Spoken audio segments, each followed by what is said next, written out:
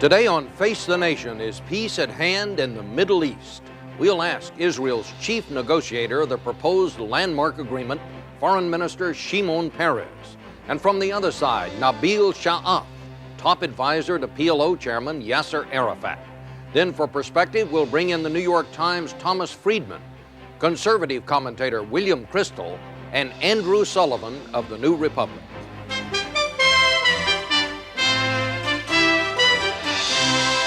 Face the Nation with Chief Washington Correspondent Bob Schieffer. And now, from CBS News in Washington, Bob Schieffer.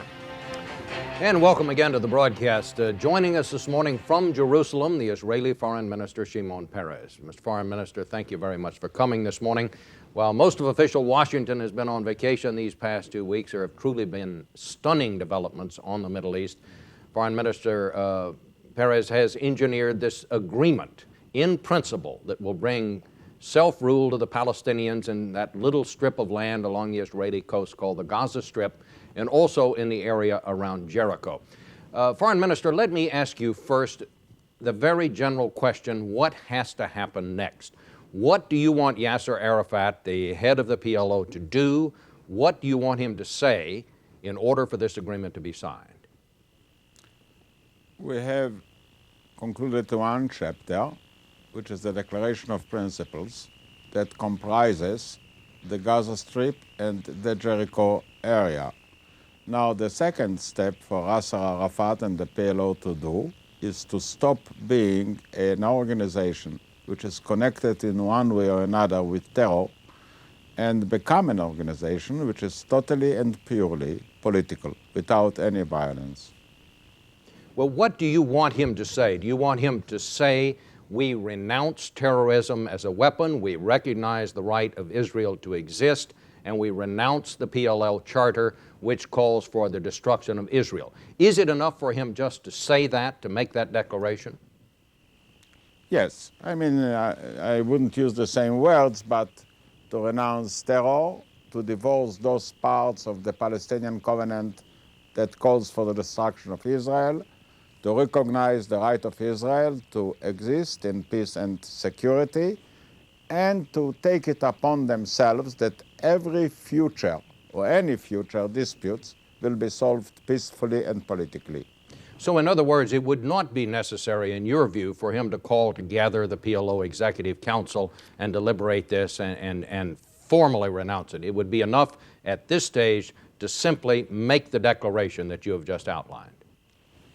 Well, I wouldn't be a great expert on the legal part of it, but as I understand it, in order to change the charter, they have to call the PNC, the Palestinian National Council, and they will probably have to do it, and they will do it. And in return for that, Israel would then recognize the Palestine Liberation Organization as a legitimate organization, and Mr. Arafat as the leader of that group. Yes. All right. Let's talk about what some of the opposition parties in Israel are saying about this. They are saying this is the first step, really the birth certificate for a Palestinian state, which Israel has already always been against. Is that so?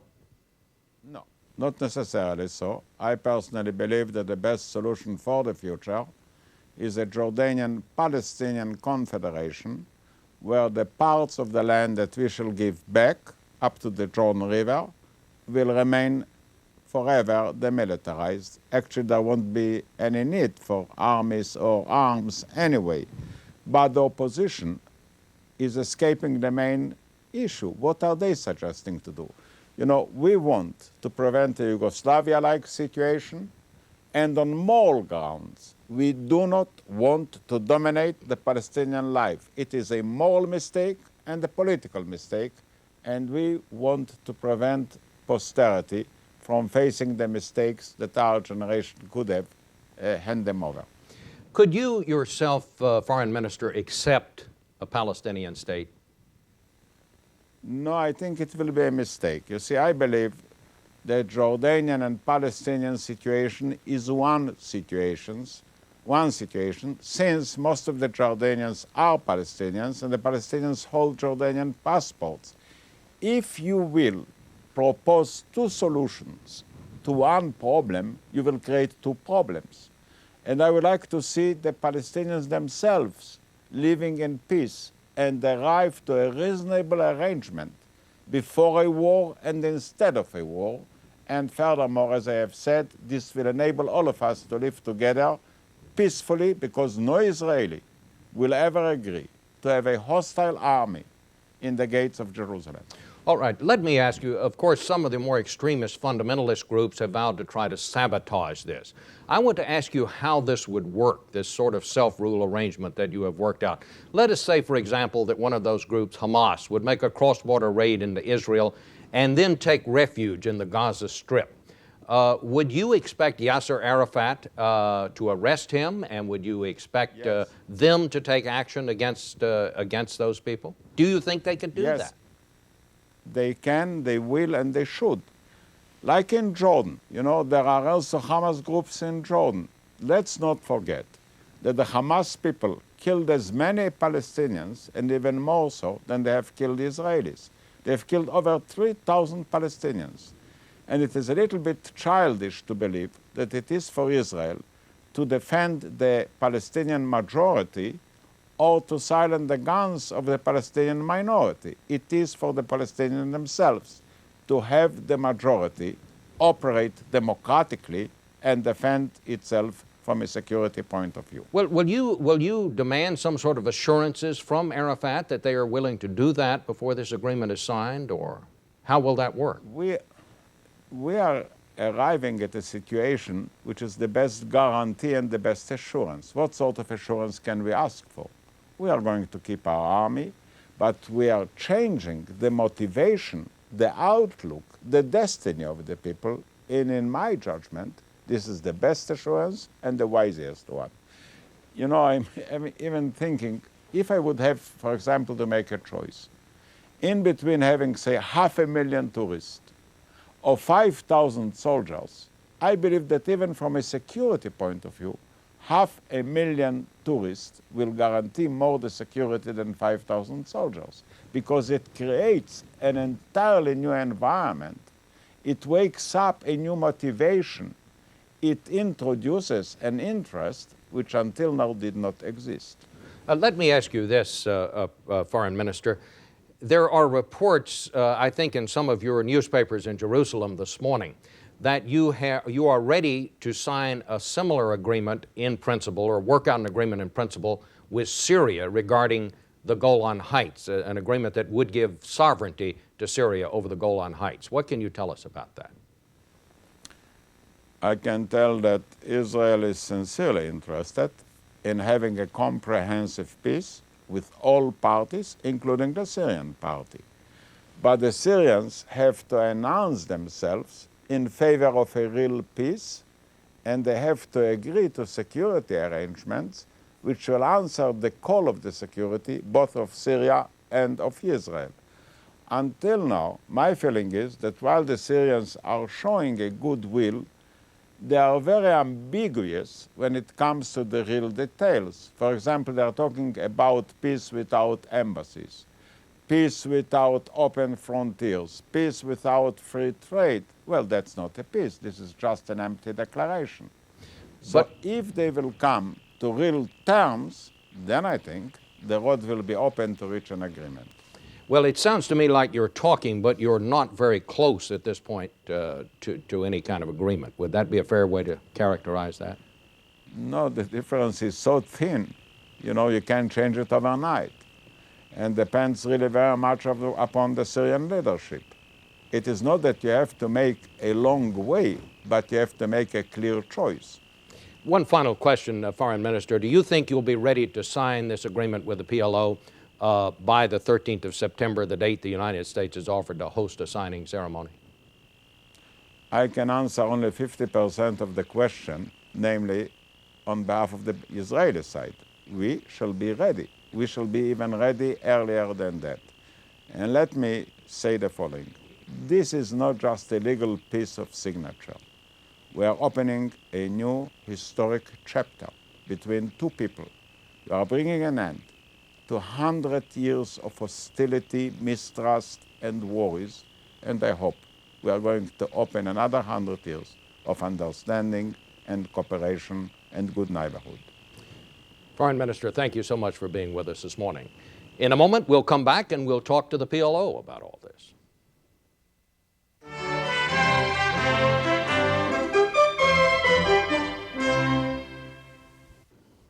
And with us here now in our Washington studio, Nabil Shaat, who is a senior advisor to Yasser Arafat, who has been involved in many of these negotiations. Thank you for coming this morning. You heard Foreign Minister Peres. He says that the Israelis will be ready before September 13th to sign this agreement. Will Yasser Arafat be ready? Yasser Arafat is ready, but the question is, we are a nation, half of it is in exile in so many capitals of the world. And he has to call his constitutional democratic institutions, his cabinet, as it may, the executive committee and his parliament and so on, at least the mini parliament in the absence of the big parliament. Mm-hmm. And that should take some time. It's just a question of really rallying real democratic support for this agreement that might take the time. But he is ready and the leadership is ready. Well, how long would you give us some estimate? Would it be by September 13th, which is the date the United States seems to be floating around? Well, it is possible, but I think highly improbable. I think we need a little bit more time, probably 2-3 weeks to be ready. We need this thing to be signed with the full support of the Palestinian people and the Arab people. All right, what do the Israelis need to do at this point? The same question I asked Mr. Peres, what did he want Yasser Arafat to say? What do you want the Israelis to say? What do you want them to do? We would like Israel to officially and fully recognize the Palestine Liberation Organization as the representative of the Palestinian people. Now, this means that this makes it clear that the PLO is going to be the negotiating partner from now until the permanent settlement is made, the final peace is made. It's going to sign this agreement, and it's going to be the authority that will set in motion, on the ground, in occupied territories, the machinery of the government. Well, now, if I understood Mr. Peres, that's about what he said he was ready to do. Are you ready to do what he wants the Palestinians to do? That is, to recognize the right of Israel to exist, number one? That's, Yasser Arafat is ready to do that. Yes. Will you renounce your PLO charter, which calls for the destruction of Israel? I mean, I don't think the question is renouncing, and I think that's what Mr. Well, will the charter be changed? That's what Mr. Peres indicated, that the question of language is important here. What Mr. Arafat will certainly say is that all of those paragraphs of the charter that contradict with the peace with Israel and its right to exist in peace and security have been superseded by past resolutions and by this agreement, and that he will go to the PNC to make all the necessary ratifications of that. But you're saying you would be ready to recognize the right of Israel to exist. Absolutely. By saying that, Absolutely. it would follow that you would not call or still call for the destruction Absolutely. of Israel. Let me ask you of the example I just asked the foreign minister. Suppose that Hamas, the fundamentalist extremist group, should make a cross-border raid into Israel, and its raiders should take refuge in the Gaza Strip. Is Yasser Arafat now ready to bring those people to trial, to pursue them, bring them to trial, and hang them if necessary, if they're found guilty? Well, I hate to see this agreement of peace start with threats of hangings. I think we are going to have a battle for the minds and hearts of the Palestinian people and of the Israelis. And I think a democratic discourse and economic solutions to the problems will be far more important in making this peace stick than just a brutal police that cracks down. But I suppose what I'm saying, aren't you going to have to assure the Israelis that the Gaza Strip and the area around Jericho is not going to be a haven for terrorists? Because Absolutely. that's what the Israeli opposition is saying that is happening here. Absolutely. I think this has also been done by Arab countries before us. There's been no bullets, no rockets, nothing shot out of the Syrian border into Israel or out of the Egyptian border into Israel. Once there has been agreements, they have been respected, and we will respect our agreement as well. Mr. Shaat, do you consider this the beginning of a Palestinian state? Yes, absolutely. But I do agree, I think, very clearly with Mr. Peres's prognosis that the Palestinians themselves will opt for a confederation between that state and Jordan. This has been our goal as approved by our own National Council, and this still remains our goal. We want self-determination, to give us the right to choose. Having that right, we will choose to confederate this Palestinian state with Jordan. Do you think that Mr. Arafat and the PLO will recognize the right of Israel to exist, will say the things that Mr. Peres wants you to say before this agreement is actually signed? You say it may take a month or a couple of weeks to get everybody on board on this thing, but would you expect some sort of a declaration, say, in the next week or so? Absolutely. I think the negotiations for the exchange of statements that is necessary for mutual recognition will take place this week, before the end of this week. And who will make that statement, Mr. Arafat? Mr. Arafat and Mr. Rabin. What about the United States and the PLO? Would you expect then that the United States would recognize the PLO? Absolutely. Would that be your desire? I see absolutely no reason why there'd be any delay. In fact, we'd expected the United States to do so even before the Israelis do. Now that Israel has made that bold step, I expect the United States to follow through and to create, with its important role as sponsor and the biggest and most important country of the world today, to do the same as quickly as possible. And Mr. Arafat would come to the United States to sign this agreement if that's where the decision is made to sign it? If that is necessary, he will come. If we agree on foreign ministers, then it will be at a lower level. Whatever is agreed with the United States, which will be the host country in this case, we will follow through. All right. I want to thank you so much, Mr. Shaat, for coming this morning. In a minute, a little perspective from our roundtable. In a minute.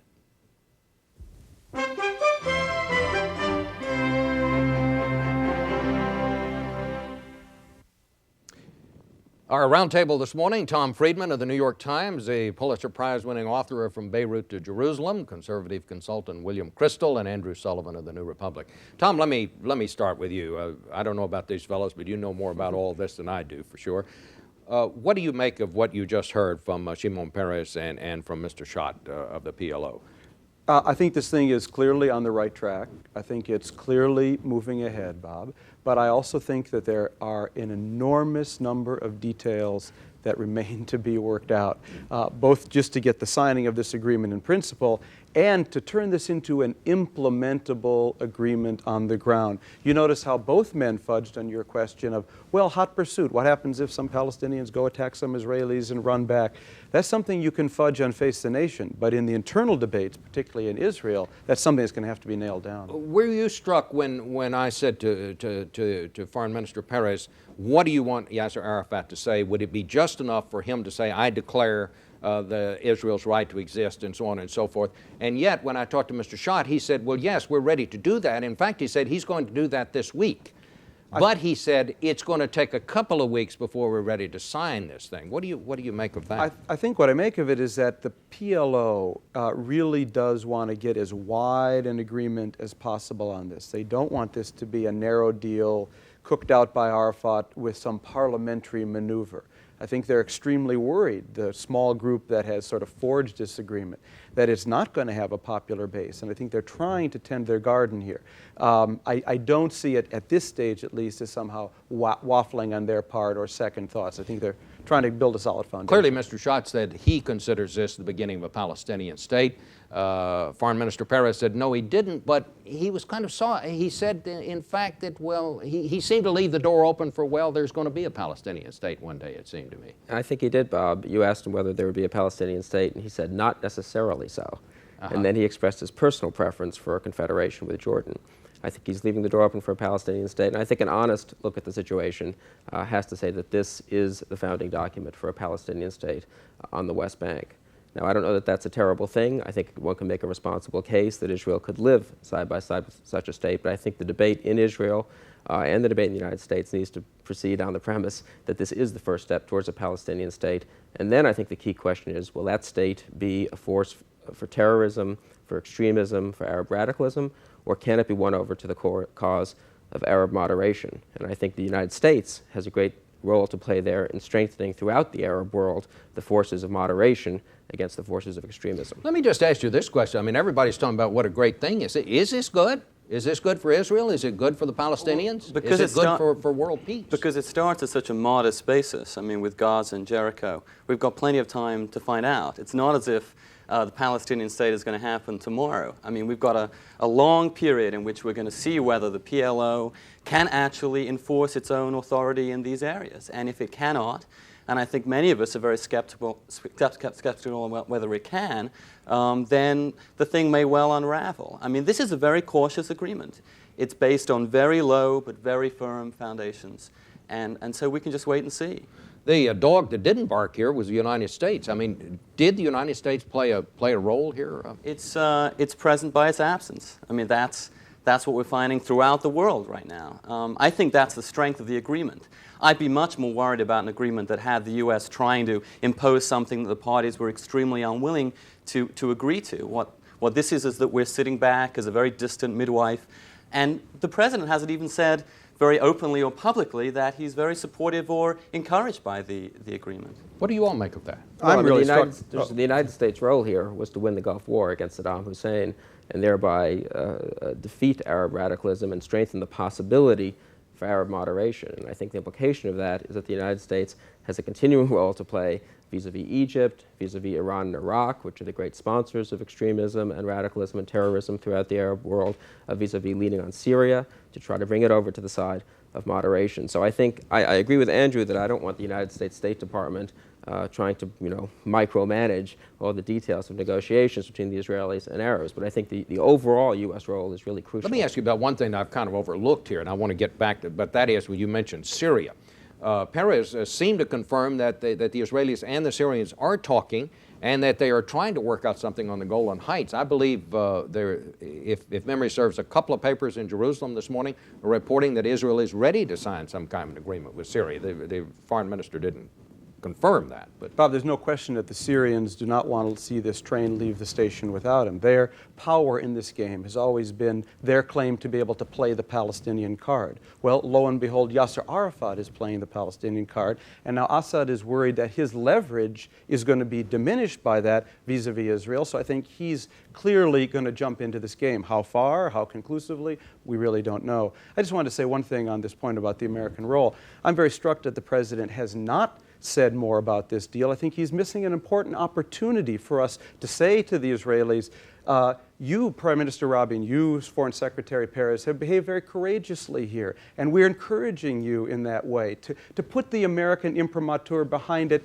to build some political support for them at home, and to say to Yasser Arafat and to the Palestinians, this is a courageous move you've made. It will not go unnoticed by the United States if you go down that road. That would be enormously helpful for him right now, and instead we're missing in action. well, you know, on the other hand, Tom, first rule is don't fix something that isn't broke. Mm-hmm. And this seems to be moving along pretty good with the president standing off to the side. So I guess one can make the argument maybe that he's being very constructive by not getting into it. Yes, but at the same time, I think the lack of the U.S. Presence in this is reflective of the fact that the U.S. throughout the world, in Europe and elsewhere, is now being regarded as really something of the past. I mean, there is not a credibility of U.S. action or decision. When the president on Bosnia has made contradictory statements, never backed up his statements with actions, why should anybody in the Middle East really look to Washington to fix its problems or even secure the solutions? We have to leave it there, but I would remind all of you, and I'm sure you'd agree, the one thing that they will look to Washington for is money,